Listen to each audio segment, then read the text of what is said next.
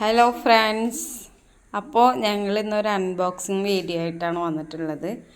അതായത് ഈ ഇരിക്കണ റെയ്ഹാൻ മുഖത്ത് സന്തോഷം കണ്ടില്ലേ? എനിക്ക് ഒരുപാട് നാളത്തെ ആഗ്രഹമാണ് ഒരു സ്കേറ്റിംഗ് ഷൂ അല്ലേ?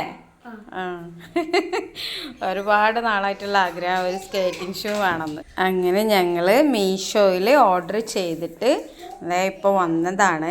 അതിൻ്റെ അൺബോക്സിങ് വീഡിയോ ആണ്. റെയ്ഹാന് നിർബന്ധം ഒരു അൺബോക്സിങ് വീഡിയോ നിർവഹിക്കാം. റെയ്ഹാൻ്റെ ഉപ്പച്ചി അൺബോക്സ് ചെയ്യണ്.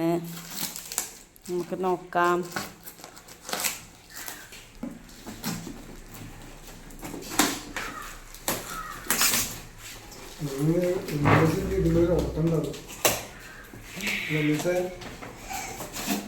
എന്തായിരിക്കും അതിനകത്ത്? നല്ലതായാ മതിയായിരുന്നു അല്ലേ?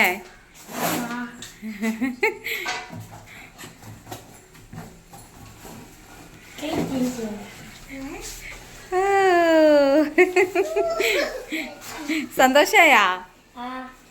നോക്കട്ടെ, സന്തോഷായ മുഖം. അയ്യോ, ഇതാരാ വാങ്ങിച്ചെന്നത്? അതും കൂടെ പറയും. ഉമ്മച്ചിയാണോ വാങ്ങിച്ചെന്നത്? ഉമ്മച്ചി ഓർഡർ ചെയ്ത്, അത്രേ ഉള്ളൂ.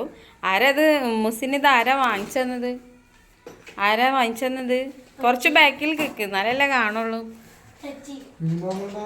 ഇത് വാങ്ങിക്കാൻ ആരാ കാശ് തന്ന്? മാമ, അതായത് എൻ്റെ ബ്രദർ. ഒരുപാട് നാളത്തെ ആഗ്രഹമായിരുന്നു. മാമ എപ്പോഴും, അവനിവിടെ ഇല്ല കേട്ടോ, അവൻ ഗൾഫിലാണേ, സൗദിയിലാണ്.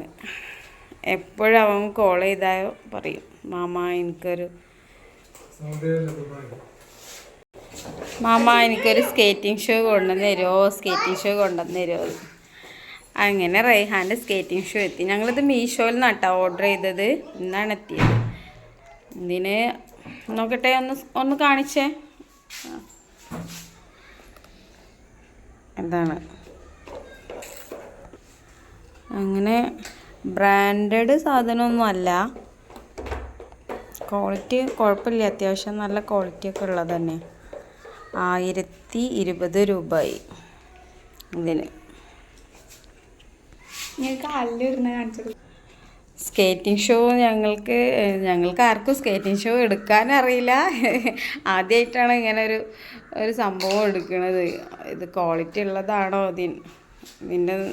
ഇതിലും നല്ല പ്രൊഡക്റ്റ് ഏതാണോ ഒന്നും അറിയില്ല. സംഭവം കണ്ടപ്പോൾ ഓക്കെ, അത്യാവശ്യം നല്ല സാധനമാണെന്നാണ് തോന്നിയത്. 1050 രൂപക്ക് കുഴപ്പമില്ല എന്ന് തോന്നി.